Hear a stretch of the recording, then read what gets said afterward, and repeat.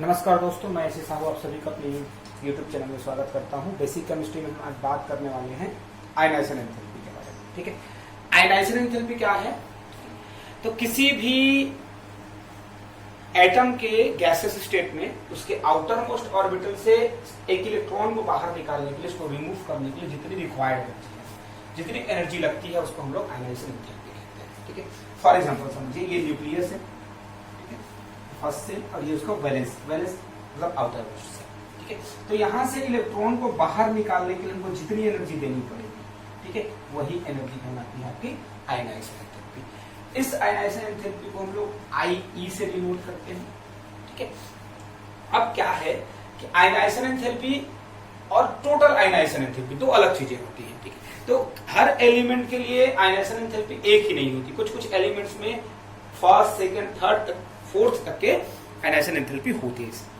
ठीक है, अब देखिए, अगर कोई मेटल है, सपोज करते हैं ये मेटल है, और यहां से हमको एक इलेक्ट्रॉन बाहर निकालेंगे तो ये बनाएगा आपका। ठीक है, तो इस एक इलेक्ट्रॉन को बाहर निकालने के लिए जो एनर्जी लगेगी, जितनी एनर्जी रिक्वायर्ड है, वो कहलाएगी आपकी first ionization enthalpy, IE first. ठीक है, अब देखिए, अगर एक इलेक्ट्रॉन बाहर निकलने के बाद भी इसकी वैलेंसी पूरी नहीं हुई है, मतलब इसका जो ऑक्टेट है वो पूरा नहीं हुआ है, तो यहां से एक इलेक्ट्रॉन और बाहर निकाला जा सकता है। सपोज करते हैं ये बनाया M2 प्लस, इलेक्ट्रॉन बाहर निकला। ठीक है, ये सेकंड इलेक्ट्रॉन है, एक इलेक्ट्रॉन पहले से निकल गया, तो सेकंड इलेक्ट्रॉन को निकालने के लिए जितनी एनर्जी की जरूरत पड़ती है उसको हम लोग कहते हैं सेकंड आयनाइजेशन एंथैल्पी, और इसको डिनोट करते हैं IE। अब सपोज करते हैं कुछ ऐसे एलिमेंट्स भी हैं जिनमें दो इलेक्ट्रॉन बाहर निकालने के बाद भी ऑक्टेट पूरा नहीं हुआ है, तीसरा इलेक्ट्रॉन भी निकालना पड़ेगा। M2 प्लस, और यहाँ से इलेक्ट्रॉन निकालिए तो बनाएगा M3 प्लस। तो ये थर्ड इलेक्ट्रॉन है, इस थर्ड इलेक्ट्रॉन को निकालने के लिए जितनी एनर्जी लगती है, जितनी एनर्जी रिक्वायर्ड है, वो कहलाएगा थर्ड आयनाइजेशन एंथैल्पी, और इसको हम डिनोट करेंगे IE3 से। ठीक, तो ये हो गया आपका फर्स्ट, सेकेंड और थर्ड। तो किसी भी एलिमेंट में से जितने इलेक्ट्रॉन्स हमने निकाले हैं, ठीक है, उन सारे इलेक्ट्रॉन्स को निकालने में जितनी टोटल एनर्जी लगती है वो कहलाती है टोटल आयनाइजेशन। क्या कहलाएगी? Total ionization is equal to IE1 plus IE2, मतलब first ionization enthalpy, second ionization enthalpy, IE3 third, continues. जितने इलेक्ट्रॉन्स आपने बाहर निकाले हैं और सब इलेक्ट्रॉन्स को बाहर निकालने में जितनी एनर्जी रिक्वायर्ड थी उन सबको एक साथ समराइज कर दिया गया है, तो वो कहलाएगा टोटल आयनाइजेशन एंथैल्पी। ठीक है, अब कुछ क्वेश्चन जो है आयनाइजेशन एंथैल्पी से पूछे जाते हैं। ठीक है, फॉर एग्जांपल ये पूछा जाता है कि फर्स्ट ग्रुप एलिमेंट्स जो है सिर्फ मोनोवैलेंट आयंस बनाते हैं। मोनोवैलेंट मतलब M प्लस टाइप के। ठीक है, for example sodium plus, potassium plus, lithium plus, caesium, इस टाइप के। क्यों ये डाइवैलेंट या ट्राइवैलेंट, टेट्रावैलेंट आयंस क्यों नहीं बनाते हैं? ठीक है, यह क्वेश्चन पूछा जाता है कि फर्स्ट ग्रुप एलिमेंट की सिर्फ फर्स्ट आयनाइजेशन एंथैल्पी होती है, सेकंड और थर्ड नहीं होती है, क्यों? ठीक है, तो इसका एक ही कारण है, एक ही रीजन है, और वो ये है कि फर्स्ट ग्रुप एलिमेंट के आउटर मोस्ट सेल में सिर्फ सिंगल इलेक्ट्रॉन होता है, एक इलेक्ट्रॉन। और सपोज कर रहे हैं, ठीक है, सोडियम के बारे में हम बात करें तो 2 + 8, और ये आपका लास्ट में 1 इलेक्ट्रॉन। ठीक है, तो इस एक इलेक्ट्रॉन को बाहर निकालने के लिए जितनी एनर्जी चाहिए, जितनी एनर्जी रिक्वायर्ड है, वो कहलाएगा आपका फर्स्ट आयनाइजेशन एंथैल्पी। ठीक है, अब देखिए, एक इलेक्ट्रॉन बाहर निकलने के बाद क्या बनेगा? M+। ठीक, अब एक इलेक्ट्रॉन बाहर निकल गया, M+ आयन बन गया है, मतलब मोनोवैलेंट आयन बन गया है। ठीक है, और उसको निकालने के लिए जितनी एनर्जी की जरूरत पड़ेगी वो कहलाएगी फर्स्ट आयनाइजेशन एंथैल्पी। ठीक, अब ध्यान से देखिए, M+ बनने के बाद या एक इलेक्ट्रॉन बाहर निकलने के बाद इसका ऑक्टेट पूरा हो गया है। ठीक है, अब इस कंप्लीट ऑक्टेट के कारण ये स्टेबल हो जाता है, और उस स्टेबल आयन में से हम फिर से इलेक्ट्रॉन बाहर नहीं निकाल सकते हैं। ठीक है, इसीलिए फर्स्ट ग्रुप एलिमेंट का सिर्फ फर्स्ट आयनाइजेशन एंथैल्पी होता है, सेकंड और थर्ड नहीं। ठीक है, और इसी कारण ही फर्स्ट ग्रुप एलिमेंट सिर्फ मोनोवैलेंट कैटायंस बनाते हैं। ठीक है, ट्राई टेट्रावैलेंट नहीं बनाते हैं। तो क्वेश्चन और उसका आंसर जो है आपको इस तरीके से मिल सकता है। फिर क्वेश्चन पूछा जा सकता है आपको, क्या पूछा जाता है? ये पूछते हैं कि सोडियम प्लस आयन बनता है, ठीक है, sodium plus ion exist, but magnesium plus dot. मतलब कहने का मतलब ये है कि सोडियम का सिंगल प्लस आयन तो बनता है, लेकिन मैग्नीशियम का सिंगल प्लस आयन नहीं बनता है। क्यों नहीं बनता है? ठीक, इसका कारण बताएं।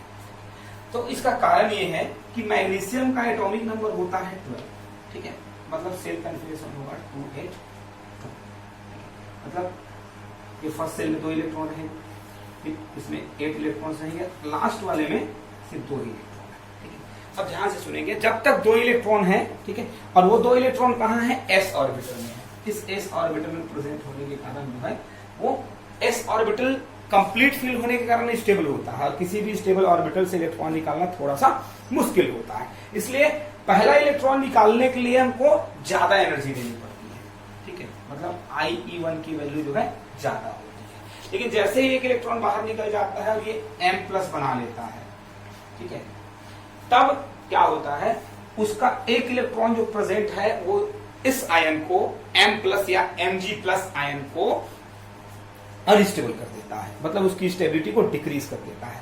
अब इस कंडीशन में उसके पास एक और ऑप्शन बचता है कि जो दूसरा वाला इलेक्ट्रॉन है उसको रिमूव कर लिया जाए, ठीक है, और Mg2+ या M2+ टाइप का आयन बना करके वो सेकंड ग्रुप एलिमेंट जो है स्टेबल हो जाए। तो क्या करता है वो इजिली, मतलब बहुत कम एनर्जी को एब्जॉर्ब करके वो सेकंड इलेक्ट्रॉन को बाहर निकाल देता है और बनाता है आपका M2+ टाइप का आयन। ठीक है, M2+ हम डिनोट कर रहे हैं सेकंड ग्रुप एलिमेंट के लिए, ठीक है, तो M2+ की जगह आप मैग्नीशियम 2+, बेरिलियम 2+, कैल्शियम 2+ ले सकते हैं।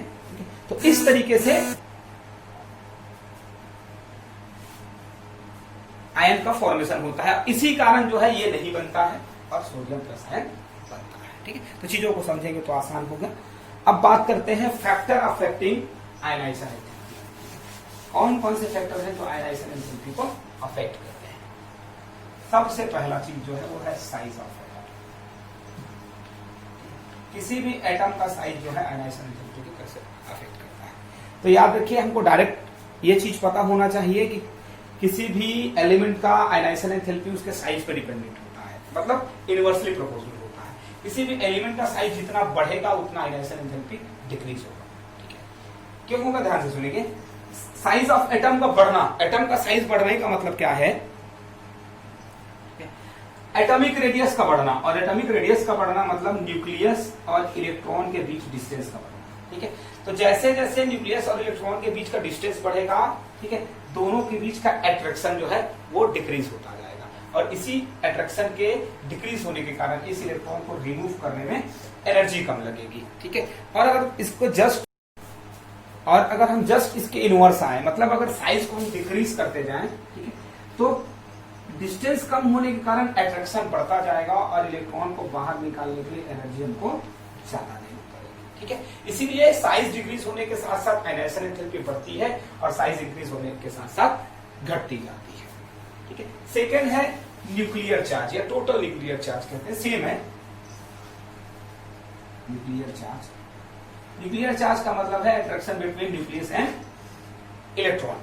कोई भी न्यूक्लियस इलेक्ट्रॉन को जितने अट्रैक्शन पावर से अपनी तरफ खींचता है वो टोटल न्यूक्लियर चार्ज कहलाता है, और ये भी साइज पे डिपेंडेंट है। किसी भी एलिमेंट का साइज जितना बड़ा होगा न्यूक्लियर चार्ज उतना ही कम होगा।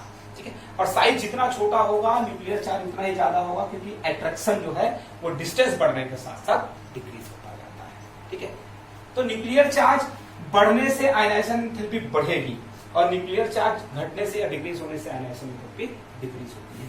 थर्ड और सबसे इंपॉर्टेंट जो है वो कहलाता है आपका स्टेबिलिटी ऑफ एटम। अब स्टेबिलिटी ऑफ एटम का मतलब क्या है? ठीक है, तो हमने पढ़ा था law of stability of atom. ठीक है, किसी ऑर्बिटल, किसी भी एलिमेंट का अगर ऑर्बिटल हाफ फील्ड या फुल फील्ड है तो वो less than half field and more than half field से ज्यादा स्टेबल होता है। ठीक है, मतलब अगर किसी ऑर्बिटल में पी ब्लॉक में एक एलिमेंट है, पी ऑर्बिटल में एक एलिमेंट है या दो एलिमेंट है, ठीक है, तो एक और दो वाला जो है वो P3 के कंपैरिजन में कम स्टेबल होगा। सेम मैनर में 4 इलेक्ट्रॉन्स हो गए, 1 2 3 4, ठीक है, या हो गया 5, वो भी इससे कम स्टेबल होगा। ठीक है, तो ऐसा याद रखिए कि आयनाइजेशन एंथैल्पी जो है स्टेबिलिटी ऑफ एटम पे भी डिपेंडेंट है। मतलब क्या है? साइज डिक्रीज होने के साथ साथ आयनाइजेशन एंथैल्पी बढ़ेगी, न्यूक्लियर चार्ज बढ़ने के साथ साथ आयनाइजेशन एंथैल्पी बढ़ेगी, लेकिन साथ ही साथ कुछ एब्नॉर्मलिटीज जो आती है वो स्टेबिलिटी ऑफ एटम के कारण आती है। फॉर एग्जाम्पल, ठीक है, नाइट्रोजन 7 और ऑक्सीजन 8, ठीक है, तो ऐसे एलिमेंट है और पीरियोडिक टेबल में इसी तरीके से प्रेजेंट है, ठीक है। तो जैसे ही पीरियोडिक टेबल में हम लेफ्ट टू राइट जाते हैं साइज डिक्रीज होता है। इस साइज डिक्रीज होने के कारण सोडियम नाइट्रोजन का जो आयनाइजेशन एंथैल्पी है वो ऑक्सीजन से कम होना चाहिए, क्योंकि ऑक्सीजन का साइज छोटा है। लेकिन एक्चुअल जो प्रैक्टिकल कैलकुलेशन से वैल्यू मिला है वो जस्ट ऑपोजिट है। क्यों ऑपोजिट है, ठीक है, यह इसी के बेसिस पर समझ में आएगा आपको। नाइट्रोजन का जो आयनाइजेशन एंथैल्पी है, ठीक है, वो बड़ा होता है ऑक्सीजन के ज्यादा होता है। क्यों होता है, इसको समझाने के लिए ही तीसरा जो लॉजिक है आपका काम आएगा। इसमें क्या होता है, जैसे ही स्टेबिलिटी की बात आती है तो हम कॉन्फ़िगरेशन देखेंगे, तो क्या होगा 1 2 3 1 2 3। अब ध्यान रखिए, ये आपका स्टेबल है और ये आपका अनस्टेबल है। ध्यान से सुनिए, किसी भी स्टेबल ऑर्बिटल में से इलेक्ट्रॉन बाहर निकालना थोड़ा मुश्किल काम होता है, मतलब उसके लिए ज्यादा एनर्जी देनी पड़ती है, किसके कंपेयर में, जो अनस्टेबल है उसके कंपेरिजन में, ठीक है। इसी कारण क्या है, ऑक्सीजन से इलेक्ट्रॉन निकालना पॉसिबल है, ठीक है, और इजी है, लेकिन सोडियम नाइट्रोजन से इलेक्ट्रॉन निकालना थोड़ा सा मुश्किल हो जाता है, इसलिए इसको थोड़ी ज्यादा एनर्जी देनी पड़ती है। इसी थोड़ी ज्यादा एनर्जी के कारण इसका आयनाइजेशन एंथैल्पी बढ़ जाता है। तो ये है आपका आयनाइजेशन एंथैल्पी, जिसके कुछ इंपॉर्टेंट क्वेश्चंस और फैक्टर्स जो है आपको पूछे जाते हैं।